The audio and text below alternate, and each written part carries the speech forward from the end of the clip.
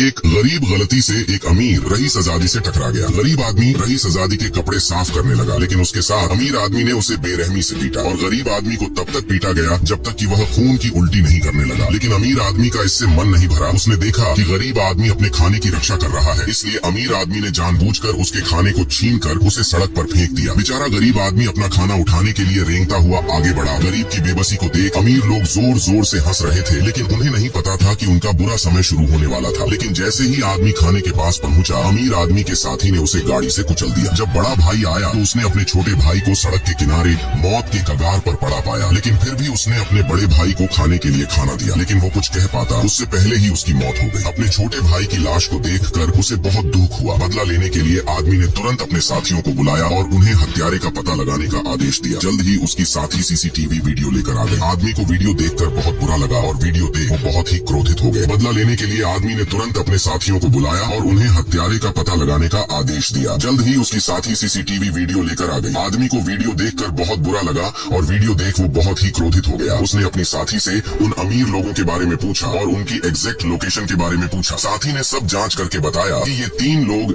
यांचेंग में परिवार के युवा स्वामी हैं और उनमें से 2 सबसे बड़े क्लब में शराब पी रहे हैं। पता चला कि यह आदमी युद्ध मंदिर का स्वामी है। दरअसल 5 साल पहले एक युद्ध के दौरान आदमी घायल हो गया था, तब उस गरीब ने ही उसकी जान बचाई थी। गरीब की देख रेख में आदमी ठीक हो गया और वो एक दूसरे को अपना भाई मानने लगे। लेकिन अचानक आदमी के साथी उसे वापस ले जाने के लिए आए ताकि दुश्मनों को सीमा से बाहर खदेड़ दिया जाए। फिर योद्धा ने जाकर सभी दुश्मनों को सीमा से बाहर खदेड़ दिया। लेकिन जब वो वापस आया तो उसने अपने भाई को ऐसी हालत में पाया और उन अमीर लोगों से बदला ले। इसलिए कातिलों की लोकेशन जानने के बाद बड़ा भाई तुरंत वहाँ पहुँचा। फिर उनसे उन दोनों को इतना मारा कि उन्हें घुटनों के बल बैठकर माफी मांगने पर मजबूर कर दिया और वो दोनों आदमी के सामने गिड़गिड़ाकर माफी मांगने लगे। लेकिन वो बस अपने गरीब भाई की मौत का बदला लेना चाहता था। आदमी ने कहा, ठीक 5 मिनट बाद मैं यहाँ से ऐसे चला जाऊंगा मानो जैसे कुछ हुआ ही नहीं और तुम मिट्टी के ढेर के समान अधमरे पड़े होंगे। जिसके बाद आदमी ने अपने साथी से कहा, चाहे आज कुछ भी हो जाए, आज मैं चाहता हूँ कि हत्यारे इसकी कीमत अपने खून से चुकाएं। इसलिए आदमी तीसरे रईस-ए-ज़ादे से बदला लेने के लिए वो सीधा उनके चल रहे फंक्शन में पहुँच गया। युद्ध के स्वामी को अंदर आते देख रईस-ए-ज़ादे उसे भिखारी समझकर उसे बाहर निकलवाने के लिए वो जल्दी से गार्ड को बुलाने लगा। लेकिन उसकी आवाज़ पर कोई गार्ड नहीं आया। तभी आदमी बोलता है कि उन सभी को मैंने पहले ही अस्पताल पहुंचा दिया है, लेकिन फिक्र मत करो, जल्द ही तुम भी वहां पहुंचने वाले हो। तभी रईस बोलता है, हमारे होटल की सुरक्षा दुनिया में सर्वश्रेष्ठ में से एक है, उनके साथ तुलना करने के लिए तुम्हारे पास क्या योग्यताएं हैं? तभी आदमी ने कहा, इस संसार में कौन है जो मेरी जान ले सकता है? आदमी जाकर युद्ध के देवता के सिंहासन पर बैठ जाता है। ये देख अमीर लोग उसे वहाँ से ये कहकर हटने के लिए बोलते हैं कि ये युद्ध के देवता का सिंहासन है, लेकिन उन्हें इस बात का अंदाजा नहीं था कि जिसे वो एक भिखारी समझ रहे थे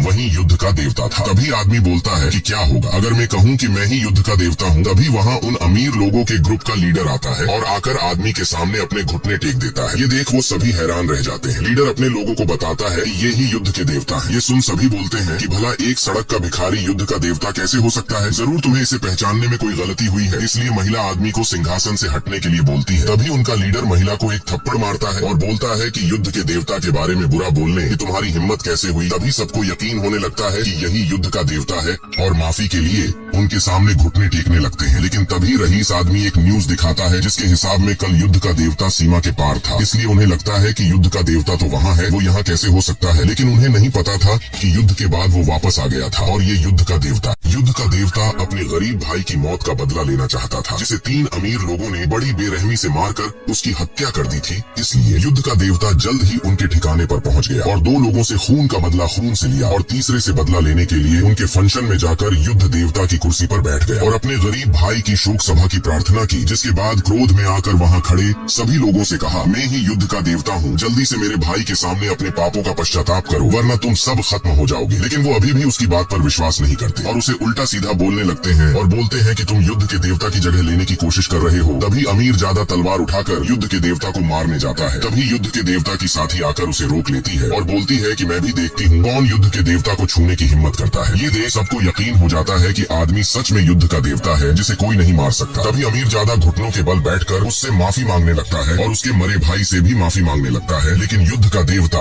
उसे वहीं पर मार देता है और वो अमीर जादों से अपने भाई की मौत का बदला ले लेता है।